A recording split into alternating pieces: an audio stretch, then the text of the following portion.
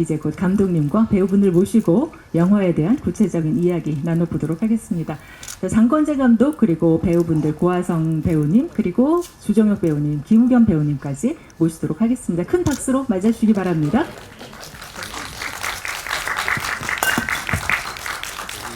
벌써 받는 거야?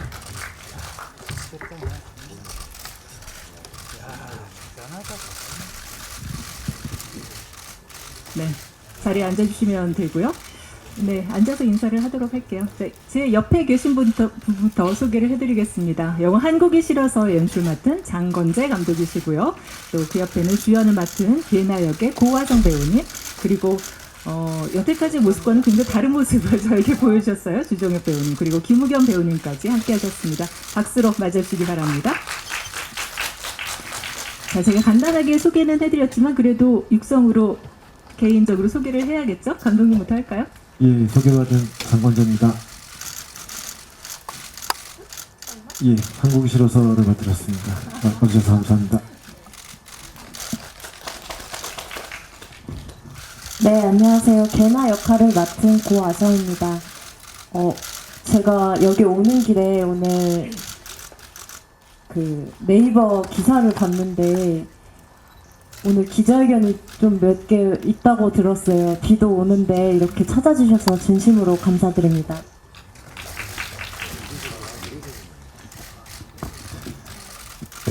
네, 안녕하세요. 저는 개나의 베스트 프렌드 제인 역할을 연기한 주종혁이라고 합니다. 저도 방금 영화를 봤는데 정말 많은 분들이 봐주셔가지고 굉장히 떨리고 설레이더라고요. 네, 와주셔서 너무 감사드리고 네, 성실히 가도록 하겠습니다. 고맙습니다. 예, 안녕하세요. 저는 한국이 싫어서에서 개나의 오랜 남자친구 진영 역할을 맡은 배우 김우겸이라고 합니다. 만나서 반갑습니다. 예, 그 2015년도에 출간됐던 해에 이제 읽었고요. 그리고 읽고서 영화하고 싶다는 생각이 직감적으로 들었습니다. 그래서 읽고 얼마 안 있다가 이제 바로 출판사에 전화를 걸어서 영화 판권을 알아보기 시작했고요. 그래서 그렇게 시작했던 게 2016년 초였던 것 같네요. 네, 그렇게 시작이 됐습니다. 그리고 소설 읽으신 분들은 이제 이게 개나의 1인칭 화법으로 이제 전개되는 일종의 나레이션, 영화로 치면 그런 화법의 이야기인데, 영화는 이야기와 주변 인물들 또 현실적으로 이제 물리적인 공간, 이런 촬영에 대한 제반 여건을 또 만들어야 되는 현실적인 부분이 있다 보니까 또 대본 쓰고 또 리서치하고 이런 과정들이 좀 있었던 것 같고요. 그리고 이제 소설도 한 7, 8년 정도의 시간을 다루고 있어요. 근데 영화는 그 시간을 어떻게 다뤄야 할까 이런 고민이 좀 들었습니다. 그리고 아시는 것처럼 이제 지난 몇 년 동안 이제 팬데믹을 거치면서 사실 이제 팬데믹이라고 하는 감각, 우리가 다 같이 느꼈던 그것들을 어떻게 이 영화는 사실 이제 무관하기는 하지만 이제 그 시기를 겪고 나서 개나가 느끼는 한국과 어떤 또 외국에서의 생활에 대한 질감, 이런 것들이 어떤 감각으로 느껴질지에 대한 고민들이 좀 있었던 것 같아요. 그래서 그게 각색하는 과정에서도 촬영하는 과정에서도 저한테 좀 숙제였던 것 같습니다. 그리고 그 상상 속의 인물들을 이제 이렇게 세 분을 만나게 됐는데 이제 살아 움직이는 이 생물인 배우님들과 제가 상상했던 인물들을 어떻게 만들어낼지 좀 그런 준비와 고민의 과정들이 이 이야기를 영화화하는 데 있어서 저한테 좀 숙제였습니다. 일단 맨 처음에 시나리오를 받았을 때 제가 그동안 선택했던 영화들처럼 꼭 제가 해야 할 것 같은, 정말 꼭 하고 싶은, 만약에 놓친다면 영영 후회할 것 같은 그런 작품이었습니다. 개나는 제가 여태까지 맡아왔던 어떤 청춘의 결기랄까요? 사회 초년생이 갖는 어떤 열정이 지난 직장 생활을 7년 정도 한 20대 후반의 어떤 지친 여성상을 그려보고 싶었습니다. 우선은 제가 살았던, 제가 유학을 했었던 곳이거든요.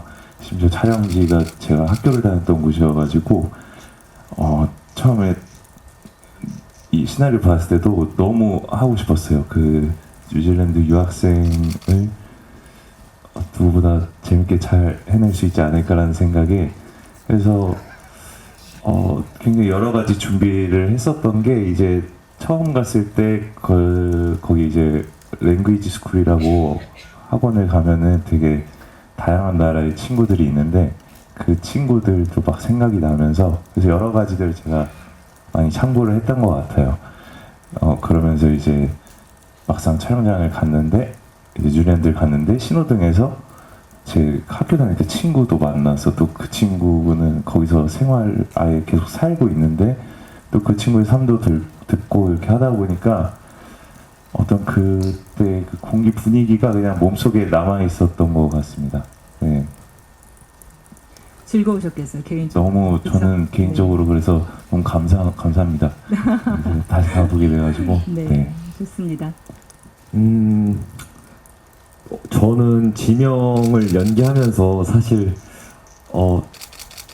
지명과 많이 닮지 않았다 스스로 생각했었거든요. 근데 오늘 방금 기자님들이랑 같이 영화를 봤는데 닮은 것 같아요. 조금 되게 개나 입장에서는 엄청 답답해 보일 수도 있고, 그리고 눈치가 없어 보일 수도 있고, 눈치가 없을 정도로 낙관적으로 보일 수도 있고, 근데 또 어떻게 보면은 저한테 또 필요한 모습이라고 생각이 드는 게, 낙관적인 것도 필요하고, 그리고 그 상황에 만족할 줄 아는 모습도 또 필요한 것 같다는 생각이 들어서, 그래서 저는 앞으로 좀 지명처럼 살고자 싶은 마음도 있고, 어느 정도 점점 그렇게 돼가고 있는 것 같아요. 지금 오늘 영화를 보면서 그렇게 느꼈습니다. 네, 재미있는 답변이었어요. 예,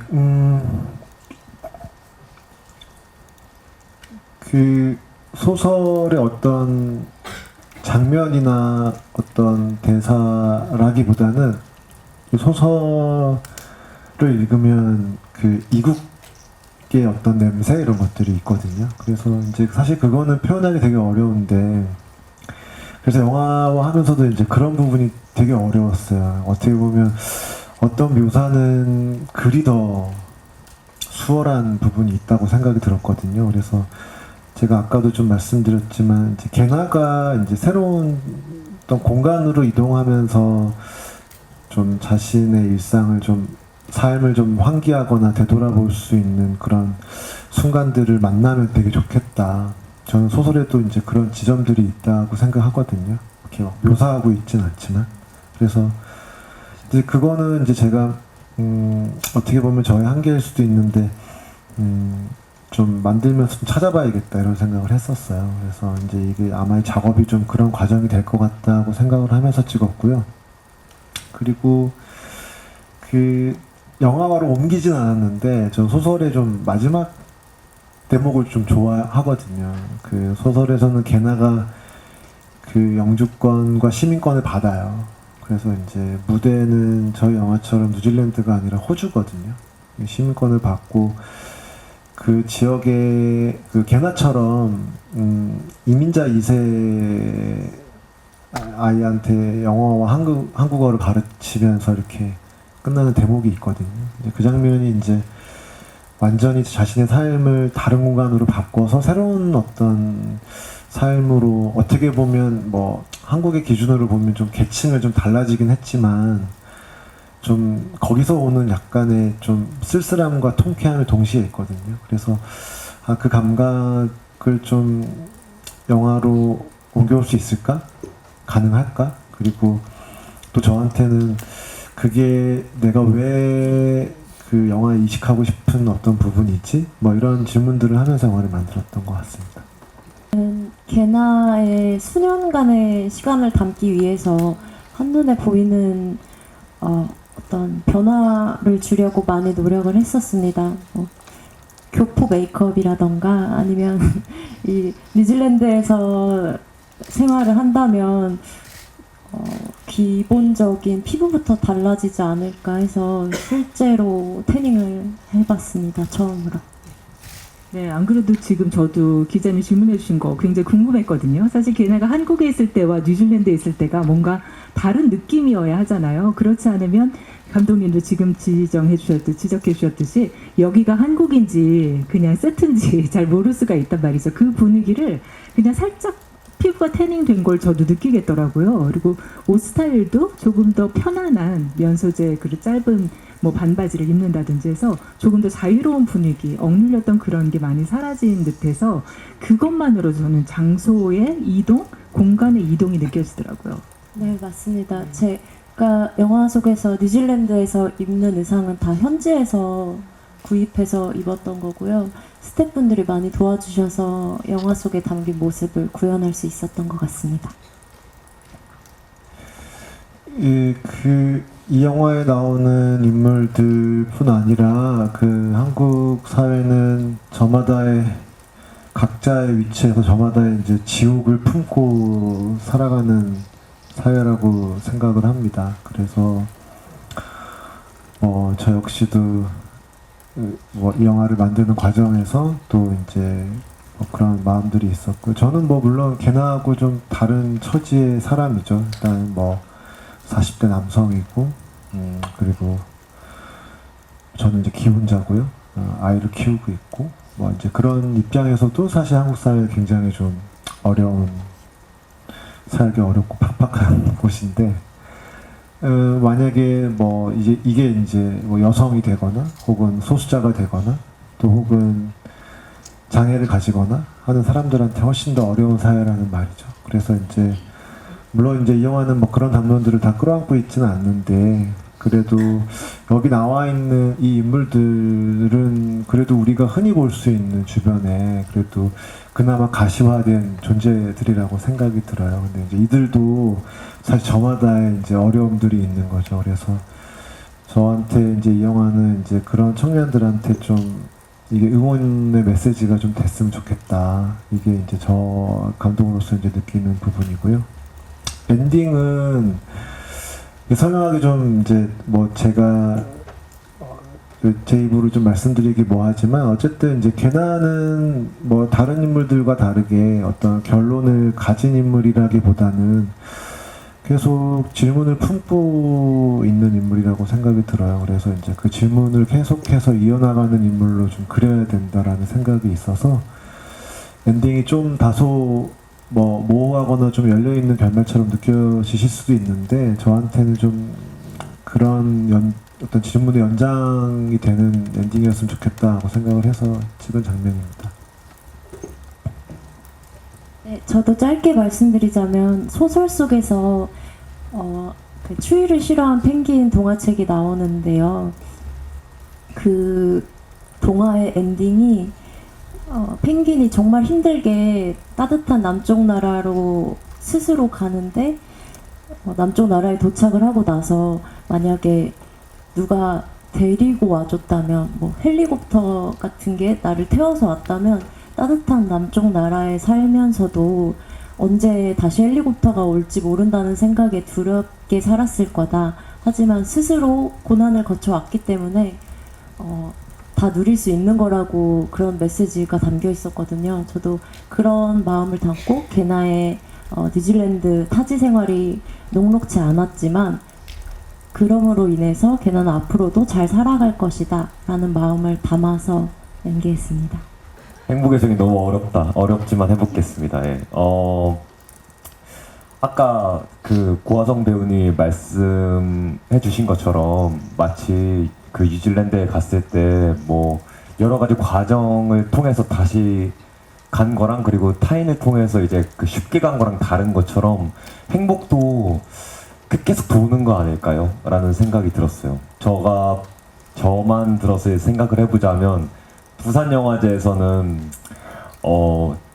개나의 행복에 되게 손을 들어주고 싶다는 마음이었다면 지금은 또 달라요. 지금 지명이 원하는 행복도 꼭 필요하구나라는 생각이 들어요. 이것도 자꾸 달라지고 그러는 거지만 저는 지금은 지금의 행복이 중요한 것 같아요. 예. 저는 이 영화를 보면서 자꾸 저의 과거를 생각하게 되는데 저는 저의 의지로 유학을 갔던 게 아니라 부모님의 의지로 유학 생활을 했었는데요. 그때 당시에는 너무 외로운 마음이었던 것 같고 행복하지 않다라고 생각을 했던 것 같은데 진짜 이게 고등학교를 졸업하면서 너무 이제 군대를 갔다 와서 이제 연기를 시작했을 때 너무 저에게는 너무 많은 자양분이 됐던 것 같아요. 그런 유학 생활들이.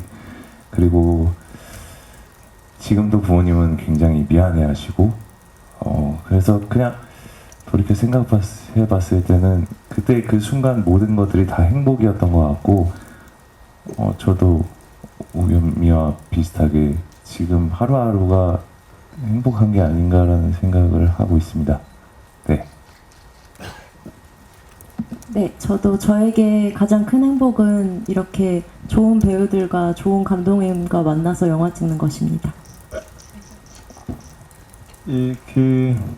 개나가 깨닫는 게 이제 그 행복 장사라고 행복 담론이라고 하는 그런 일종의 어떤 그 행복 담론이 되게 좀 허상이 아닐까라는 또 깨달음이라고 생각하거든요. 그래서 이제 제가 의식하고 싶었던 게 이제 그런 부분이었습니다. 그래서 이제 행복이 되게 어떤 특정한 되게 각성 상태처럼 느껴지는데 되게 좋거나 어떤 이제 그런 것들을 사람들이 이제 좀 추구하는 경향이 이제 있는 것 같고 이제 그런 것들이 이제 시장에서 되게 통용이 되는데 걔나는 이제 막 그런 어떤 행복해야 돼 행복을 위해서 어떤 희생을 감수해야 돼 이런 것들이 되게 좀 부질없는 게 아닐까라고 하는 대사라고 생각이 들어요. 그래서 제가 이 영화 만들면서 저한테 이제 좀 작은 깨달음 같은 부분입니다. 사실 그 행복 담론이라고 하는 것이. 고화성 배우님이 이 좋은 배우들과 좋은 감독님을 만나서 영화를 찍는 게 행복이라고 했을 때 장건재 감독님 순간적으로 미소 확 번지는 거 보셨어요? 굉장히 그 순간 행복하셨던 것 같아요. 감사하죠. 이 고화성 선배님께서 저한테 제가 이제 그 영화학교에서도 제가 진짜 시나리오 쓰는 걸 상당히 어려워하고 살면서 시나리오 칭찬을 받아본 적이 사실 별로 없는데 이 고배우께서 시나리오 좋다는 얘기를 되게 많이 해주셔가지고 저한테는 그게 엄청 되게 큰 힘이 됐어요. 이 영화를 찍는데. 그래서 이게 좋은 거일 수도 있어. 열심히 해야 돼. 이런 생각을 계속 좀 이제 어떻게 보면 좀 용기를 좀 불어넣어준 배우인데 그래서 그런 면에서 너무 감사하죠. 예, 뉴질랜드 지금 이 환태평양 불의고리가 다 들끓고 있는데 그래서 이제 일본도 상당히 비상사태잖아요. 뉴질랜드도 한 10년 주기로 큰 지진이 납니다. 그래서 뉴질랜드 이제 로케이션 헌팅 가서 이제 그런 좀 것들 좀 보면서 어떤 이야기들을 좀 모으는 과정이 있었고요. 그래서 이제 좀 탄생한 씬입니다. 그 한인 가정 장면 같은 경우는 물론 원작에는 없고요.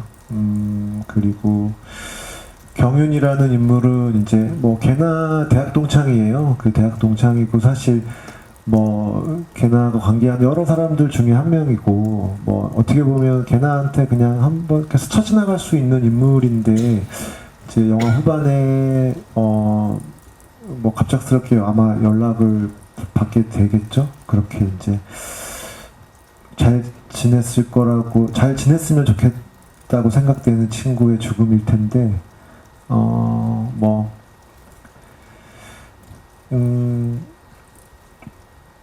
예, 아마 그 짐작을 뭐 걔나도 아마 짐작을 할 것 같아요. 이 왜 또 실패했을까? 또 혹은 그렇게 스스로 목숨을 끊을 만큼 그게 그 좌절이 되게 컸을까? 뭐 이런 질문들을 계속 하게 될 것 같은데 뭐 제가 뭐 답을 내릴 수는 없고 사실 이제 뭐 하나의 이야기라고 생각이 들어요. 경은의 이야기도 그 소설에서는 이제 경은이라는 동명의 인물이 등장을 합니다. 이제 의학전문대학원 의전원 다니는 친구로 등장을 하는데 여기서는 좀 이제 뭐 말하자면 이제 공시생 오랫동안 좀 준비했던 인물로 등장을 하고 그리고 뭐 아시겠지만 뭐 20대 사망률 1위는 자살이에요. 그리고 40대 사망률 1위는 암입니다. 그래서 여기는 이 영화에서 2명이 죽어요. 암으로 1명 죽고 그리고 자살로 1명 죽는 게 저는 뭐 한국 사회를 묘사하는데 그렇게 특별한 일은 아니라고 생각합니다.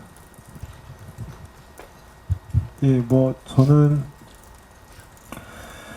뭐 사회운동가가 아니라 영화 창작하는 사람이기 때문에 뭐 제가 느끼는 이 고통스러운 이 저의 삶의 진료와 질감을 창작으로 좀 승화를 하고 싶습니다. 그래서 제가 살고 있는 지옥을 고백하는 게 상당히 좀 난감합니다. 근데 뭐 사실 뭐 아마 거기에 공명하셨다면 뭐 아마 또 저하고 뭐 이렇게 접속되는 부분이 있으시겠죠. 그래서 뭐 저의 고충은 뭐 그런 거죠. 뭐 이 사회가 갖고 있는 정상성에 대한 어떤 강요? 뭐 이런 게 아마 가장 여전히 사실 그거는 20대 청년들도 되게 그런 부분 때문에 고통스러워하는데 뭐 40대 중반이 돼도 여전히 적응이 안 되는 부분이라고 생각을 합니다. 계속 생각을 했는데 답을 못 찾았어요. 저는 일단 개나는 펭귄과 똑같이 추위가 싫어서 벗어났다고 생각을 했고요. 저는 개인적으로 잘 모르겠어요. 죄송합니다. 이 그 부산 버전 이후에 이제 가장 수정 많이 한 부분은 이제 음악 부분이에요. 그래서 음악 감독님이랑 한 몇 곡을 좀 더 작업했고요. 그리고 좀 수정된 부분들이 좀 그 소리의 작업들을 좀 다시 했습니다. 그리고 편집은 차이는 없고요.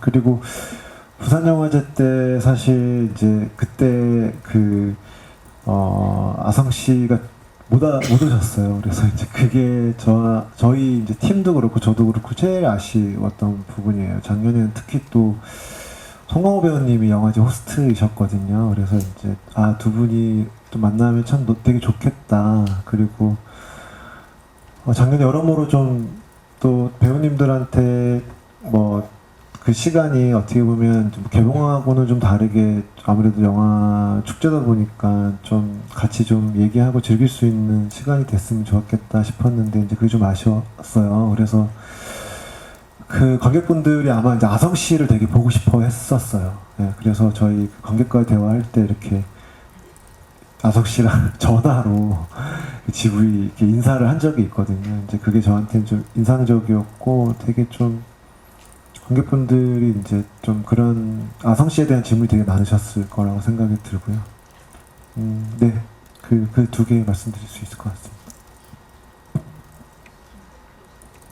그 뜻돌심 제가 이제 이 작업하면서 좀 그 기존의 배우들이 아니라 좀 다른 분야에 있는 좀 예술가들하고 좀 작업해보고 싶었거든요. 그래서 이 개나의 동생은 좀 다른 어떤 좀 질감을 갖고 있는 배우랑 해보고 싶어가지고 저희 조 감독님하고 좀 특히 이제 음악씬에 있는 분들을 좀 찾았어요. 그래서 이제 김뜻돌 배우 이제 좀 그런 시도를 좀 해보고 싶었고요. 그래서 이제 여러 이제 배우는 그 어떤 예술가들 중에서 이제 김뜻돌 씨가 갖고 있는 또 어떤 좀 상징성 있는 음악가 같다는 느낌을 받았거든요. 그래서 뭐 굉장히 부지런한 뮤지션이라 여기 나오는 이제 미나 같은 캐릭터하고 되게 상반되는데 이제 또 영화 후반부에 이제 그 또 뮤지션 애인과 관계하는 장면들이 있어가지고 또 그런 연기를 하는데 좀 잘 어울리겠다고 생각이 들었습니다. 그리고 정일환 배우님은 이제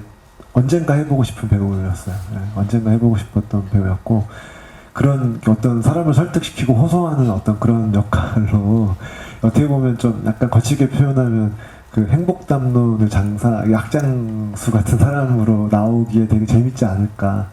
좀 이렇게 난데없는 장면에 등장을 좀 해보고 싶었는데 선뜻 오케이 해주셔가지고 같이 작업할 수 있는 기회를 얻게 됐습니다. 네, 감사합니다. 부산 영화제에서도 너무 기분이 좋았지만 가장 다른 점은 아성 누나랑 같이 이제 여러분들 앞에 누나 아니잖아요. 에? 같이 빠른 93이시잖아요. 아, 저 그냥 93이에요. 반말을 우리가 써가지고 예. 아니 근데 어쨌든 이렇게 같이 아성 배우님과 같이 이 자리에 쓸 수 있다는 게 제일 큰 다른 점인 것 같고 또 너무 긴장되고 똑같이 그리고 어떻게 봐주실지 너무 궁금하기도 하고 더 많은 사람들한테 공개가 된다는 어떤 그런 생각을 하니까 또 긴장되고 좀 동시에 설레기도 한 것 같아요.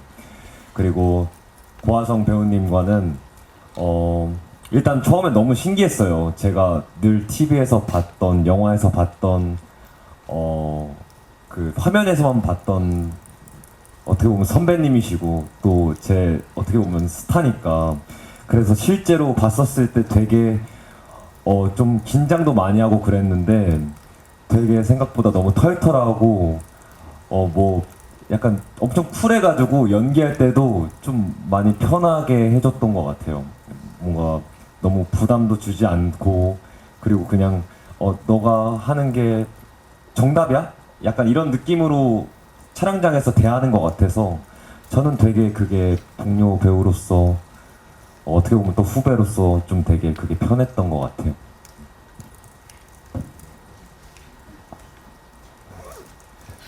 예, 저도 우경이와 마찬가지로 이 고아성 선배님께서 부국제에 안 나오셔가지고 정말 진땀을 많이 빼고 오늘 이렇게 이 자리에 함께 있으니까 너무 든든하더라고요. 그래서 예, 확실히 아성이는 의지가 되는 친구구나라는 생각이 들었고 이게 친구 아니잖아요. 아, 예.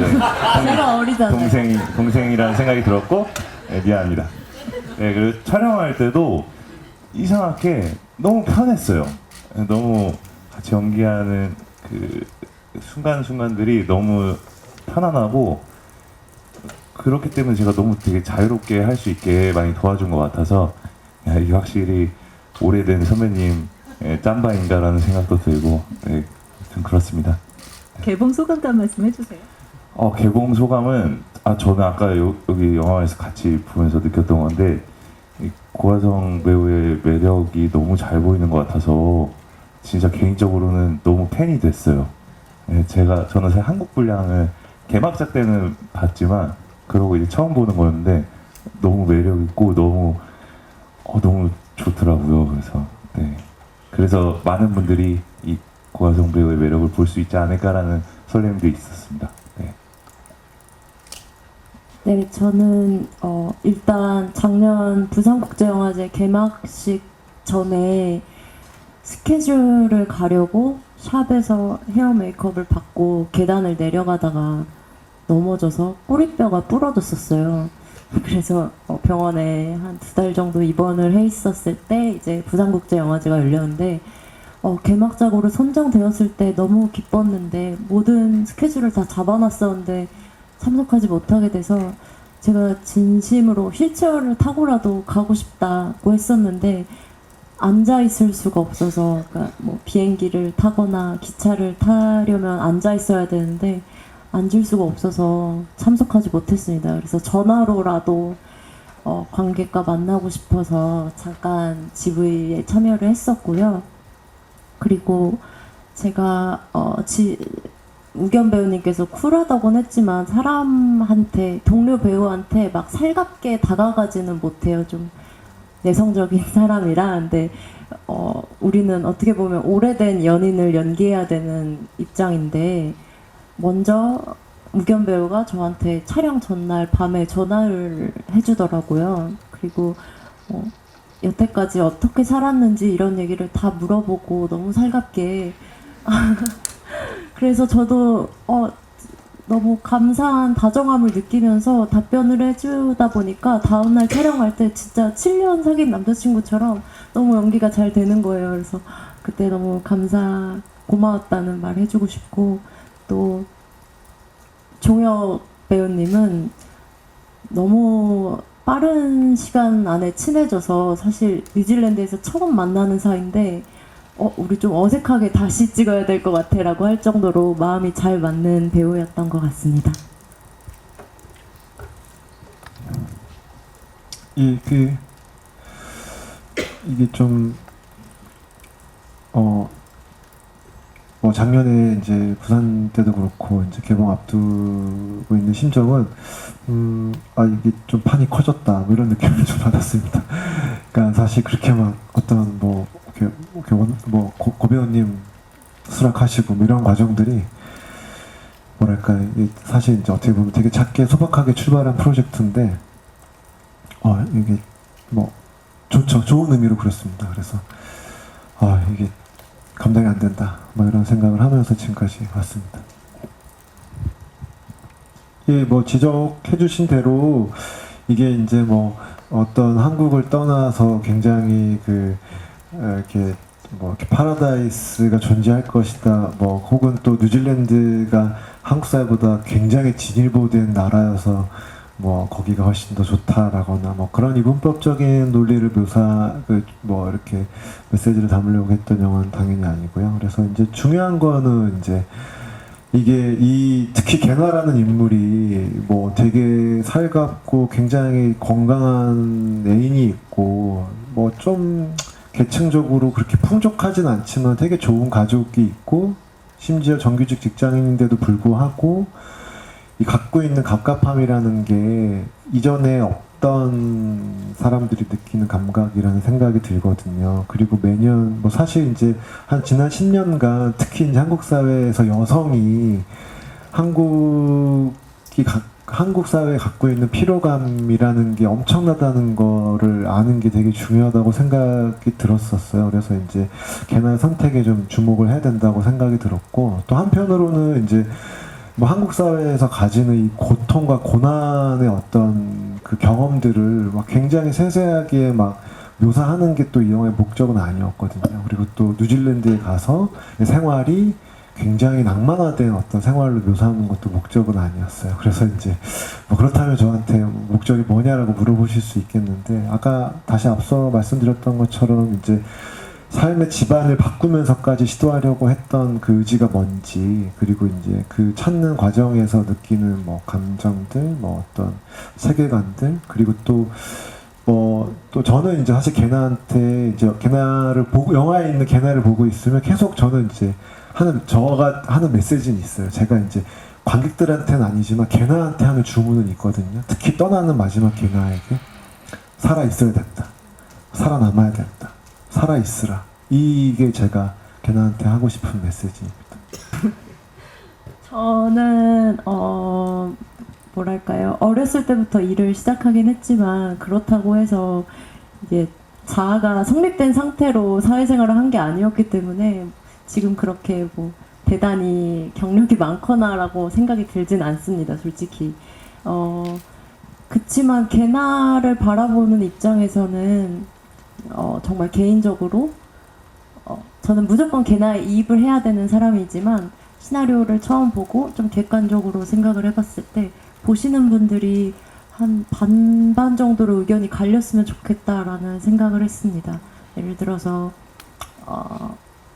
영화 한거라던가 삼진그룹 영어 토익반은 좀 진중한 메시지를 담고 있고 보시는 분들을 다 이끌어야 한다는 부담감이 있었지만, 한국이 싫어서를 보시는 분들은 지명과 같은 의견을 가진 분들도 충분히 있을 수 있고 있었으면 좋겠다라는 생각을 했던 것 같아요.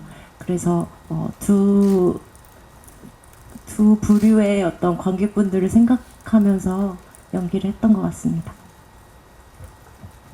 예, 말씀하신 당사자성에 대해서는 이제 아무래도 고민을 많이 했죠. 그래서 이제 제가 그 이유 때문에 배우들한테 좀 의지를 많이 했어요. 그래서 저는 원래도 좀 배우들한테 좀 질문이 좀 많은 편이고, 어떻게 보면 좀 배우님들께서 연기하실 때 저의 질문이나 저의 좀 확신 없음이 좀 피곤하실 수도 있었을 텐데, 그러니까 이제 뭐 이 인물에 이렇게 다가가는 저만의 방식이었던 것 같거든요. 어떻게 해야 되는지, 이 인물이 지금 어떤 상태에 놓여 있는 것 같은지, 그러니까 배우라는 그 필터를 통해서 이제 계속 저도 이제 찾는 과정이어가지고요. 근데 이제 뭐 감독으로서 이제 이 인물이 뭐 그럴 것이야, 뭐 어떤 행복을 찾는 어떤 뭐 그런 확신을 가지고 사실 인물을 막 캐릭터라이징 하진 않았거든요. 저도 이제 이 인물들을 만들 때. 그래서 근데 이제 다만 이제 이 배우님들에게 옷을 입어서 갈 때 어떤 효과는 좀 기대는 했던 것 같아요. 그러니까 이제 그걸 통해서 이 인물들을 내세웠을 때, 물론 이제 고화성이라고 하는 되게 아이코닉한 한 인물이 한국의 20대 여성을 대변할 수 있는가라는 질문에서는 그가 가지고 있는 스타성, 고화성이라고 하는 어떤 이름이 있을 텐데, 하지만 사람들은 또 고화성이라고 하는 배우를 통해서 아마 분명히 감정이입하고 하는 부분이 있을 것이다. 그리고 그런 부분에 있어서 제가 고 배우님께 좀 기대하는 부분들이 있었어요. 그건 어떤 거였냐면 어떤 그 불확실성, 그러니까 이게 이제 연기의 불확실성 이런 것이 아니라 어떤 뭐라고 해야 되나, 정의 내리지 않고 계속 뭔가 좀 찾아가려고 하는 것, 그 다음에 좀 그 고화성 배우님이 갖고 있는 또 좀 그 외로움의 어떤 느낌들이 있거든요. 제가 이제 걔나한테 좀 만들어내고 싶은 어떤 부분이었는데, 이제 그런 좀 쓸쓸함 이런 것들은 좀 고화성이라고 하는 어떤 육신을 통해서 좀 표현됐던 것 같아요. 그래서 이제 제가 뭐 갖고 있지 못한 어떤 당사자성 혹은 어떤 질문들이라고 하는 건 이제 배우님들을 통해서, 종혁 씨 같은 경우도 당연히 이제 뉴질랜드에서 생활했고 그런 경험들이 있었기 때문에 지금은 이제 돌아와서 배우 생활을 하지만 아마 계속 계셨다면 제인 같은 인물이 돼서 약간 계속해서 거기서 계속 유학 오는 애들 이렇게 좀 이렇게 괴롭히면서 지내지 않았을까. 뭐 약간 사기치고 뭐 이런 거 있잖아요. 뭐 이렇게 중간에서 브로커 역할하고 뭐 이런 인물들 있잖아요. 이렇게 유학비 중간에서 가로채고 뭐 이런. 우겸 씨 같은 경우는 이제 그런 측면에서 봤을 때 좀 어떻게 보면 이제 좀 뭐 보수적인 어떤 측면에서 봤을 때, 근데 저는 이제 김우겸 배우의 얼굴을 보고 있으면 좀 어떤 그가 좀 보수적인 어떤 인물이라 하더라도 신뢰가 가는 인물이거든요, 저한테. 김우겸 배우가 갖고 있는 어떤 그 좀 건강함이라고 하는 것이. 그래서 김우겸 배우의 육신을 통해서 어떤 이런 것들이 표현이 되면 좀 납득이 될 수 있겠다. 그렇다면 인물의 개나를 좀 붙잡을 수 있는, 개나가 떠나지 못하는 되게 마지막까지도 고민하는 어떤 내 뒷덜미를 계속 잡고 있는 어떤 이유가 될 수 있겠다. 뭐 이런 것들을 이제 제가 배우들을 통해서 좀 표현하고 싶었습니다. 제가 40대 중반 아저씨이기 때문에요. 그런 고민들이 있었습니다. 네, 감사합니다. 네, 감사합니다. 자, 이렇게 해서 이것으로 한국이 싫어서 기자 간담회를 모두 마치도록 하겠습니다. 참석해주신 모든 기자분들께 다시 한번 감사드리고요. 영화는 다음 주 8월 28일 개봉입니다. 감사합니다.